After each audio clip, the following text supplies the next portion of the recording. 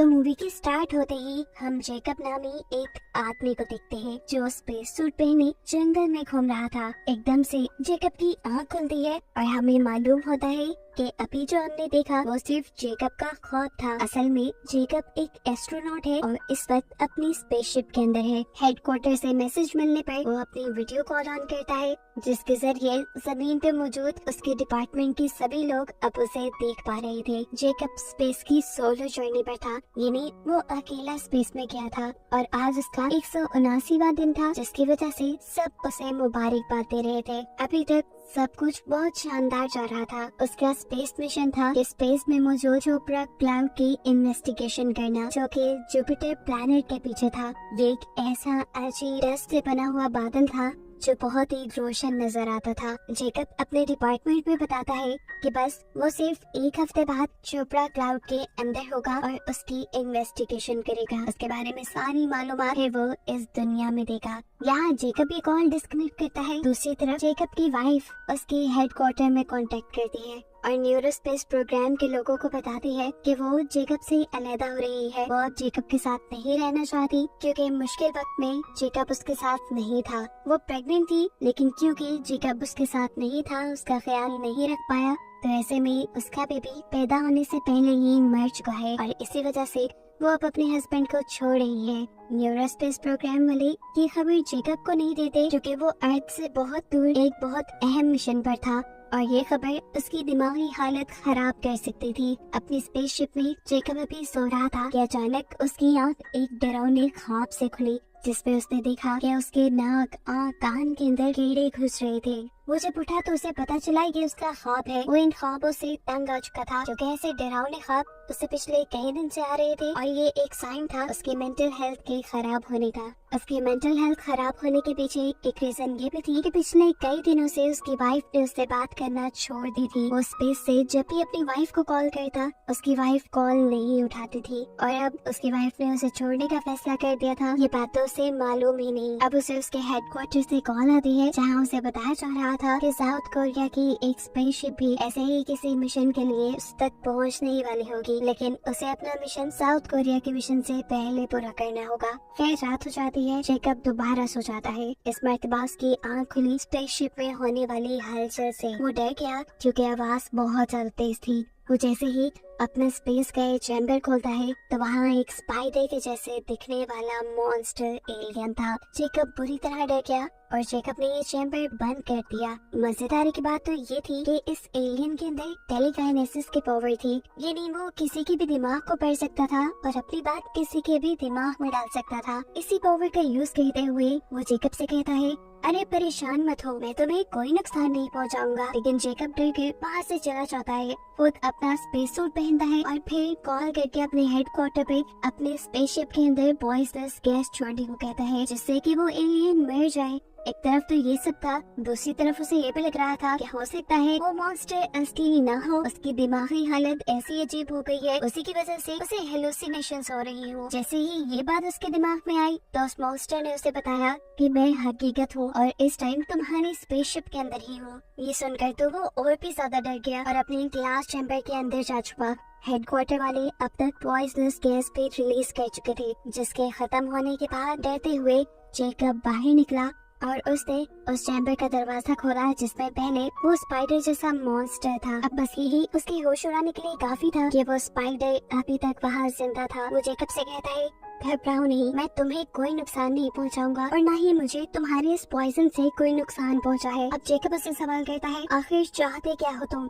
जवाब में वो एलियन कहता है, मैं भी तुम्हारी तरह ही एक रिसर्चर हूँ और इस टाइम मैं तुम्हें जानना चाहता हूँ क्योंकि तुम मुझे बहुत ही अकेले लग रहे हो। यही वजह है कि मैं अपने आप को तुम तक आने से रोक नहीं पाया। उसकी ये सारी बातें सुनकर जेकब को और भी ज्यादा एंजाइटी हो रही थी, परेशानी हो रही थी, इसीलिए वो स्लीपिंग पिल्स लेकर सोने चला जाता है। अब जब जेकब सोकर उठा तो उसे अपनी वाइफ की बहुत सारी मेमोरीज दिखाई दे रही थी। जेकब इस मॉन्स्टर से पूछता है, क्या तुम ये सब कर रहे हो? क्या तुम मुझे ये सब दिखा रहे हो? एलियन कहता है, हाँ, क्योंकि मैं तुम्हारी तन्हाई दूर करना चाहता हूँ। खैर अब यहाँ पे ये मॉन्स्टर एलियन जेकब से कहता है क्या तुम्हारे पास अंडे होंगे, क्योंकि उसे जेकब के दिमाग से पता चला था कि अंडे बहुत ही मजेदार होते हैं। जेकब कहता है स्पंजबॉब मेरे पास अंडे तो नहीं, लेकिन हाँ पीनट बटर है। वो एलियन को पीनट बटर टेस्ट करवाता है जो एलियन को बहुत पसंद आया। अब जेकब से ये बात कहते हुए एलियन को पता चल कि वो यहाँ पर चोपड़ा क्लाउड के बारे में इन्वेस्टिगेशन करने के लिए आया है। एलियन जिसे पहले ही उस क्लाउड के बारे में बहुत कुछ पता था, वो जेकब को बताता है कि ये क्लाउड तब से यहाँ है जब से ये गैलेक्सीज बनी थी। साथ ही उसने जेकब को इन क्लाउड्स के बारे में थोड़ी सी और इन्फॉर्मेशन भी दी। ये बातें करने के बाद एलियन मॉन्स्टर उसे दोबारा उसकी वाइफ की मेमोरीज दिखाता है और फिर जेकब उससे सवाल करता है तुम्हारा नाम क्या है। एलियन बताता है मेरा कोई नाम नहीं, और जेकब उसका नाम हानूस रख देता है।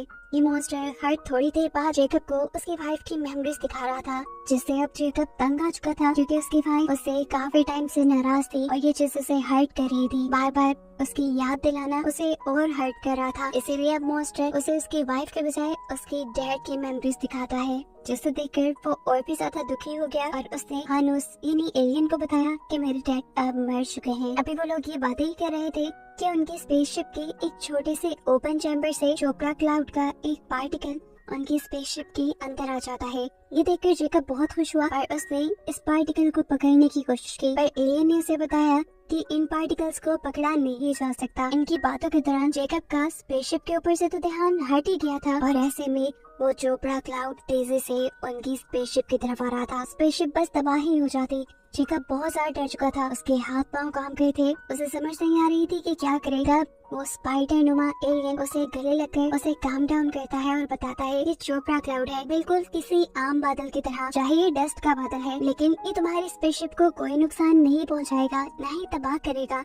ये सिर्फ पार्टिकल्स हैं जो तुम्हारी स्पेसशिप के इर्द गिर्द सस्पेंड हो जाएंगे, यानी खड़े हो जाएंगे। इस सिचुएशन से निकल आने के बाद उसे दोबारा अपनी वाइफ की याद आती है कि कैसे जब उसकी वाइफ बीमार थी, उसे जेकब की जरूरत थी तो जेकब उसे छोड़ आया। उसकी ये सारी सोच, ये सारी यादें उस एलियन ने भी देख ली और अब उस एलियन को जेकब से नफरत होने लगी थी, क्योंकि वो जान गया था कि जेकब सेल्फिश है। उसने अपने मिशन के लिए अपनी फैमिली को छोड़ दिया और ये जानकर वो भी उसे छोड़कर चला जाता है। उसको जाता देखकर जेकब उसे कहता है हानूस मत जाओ, मुझे तुम्हारी जरूरत है। लेकिन हानूस कहता है अब मैं रुकने वाला भी नहीं, क्योंकि मैंने देख लिया है तुमने अपनी वाइफ के साथ बहुत बुरा किया, तुम बहुत ही ज्यादा मतलबी इंसान हो। जेकब को अपनी गलती का एहसास हो गया था। ये सब चीजें देखकर जेकब जो बहुत ही ज्यादा उदास हो चुका था, वो फाइनली हिम्मत जुटाकर अब अपनी वाइफ को कॉल करता है उससे माफी मांगने के लिए। उसकी वाइफ इतनी आसानी से मानने वाली तो नहीं थी, लेकिन जेकब ने सोच लिया था कि वो अपनी वाइफ को मना कर ही रहेगा।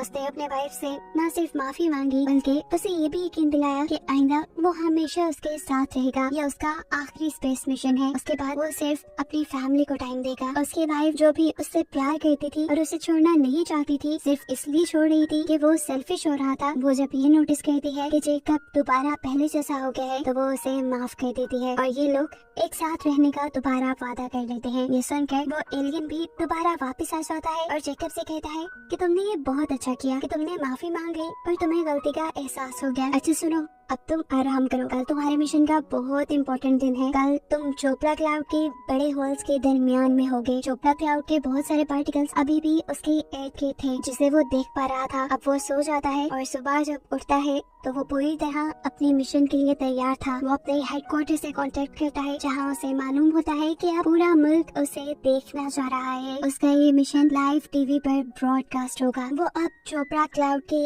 अंदर भी चला गया था, जहाँ पूरा मुल्क उसे देख रहा था। यहाँ इन सब चीजों को देखकर जेकब ने ये कंक्लूजन निकाला कि चोपड़ा क्लाउड तब बना होगा जब सूरज के टूटने से ये गैलेक्सी बनी थी। यानी ये गैलेक्सी के बनने के बाद बचने वाले पार्टिकल्स हैं जो इतने रोशन दिखाई देते हैं। अभी वो ये बात कर ही रहा था कि पीछे से हानूस ने उसे बताया कि वो जा रहा है, क्योंकि उसे एक बहुत ही बुरी इन्फेक्शन है, जिस इन्फेक्शन के चलते उसके जैसे उसके सभी एलियंस दूसरे प्लैनेट्स पर मारे गए और अब वो भी मारा जाएगा। ये कहते ही वो स्पेसशिप से बाहर निकल गया।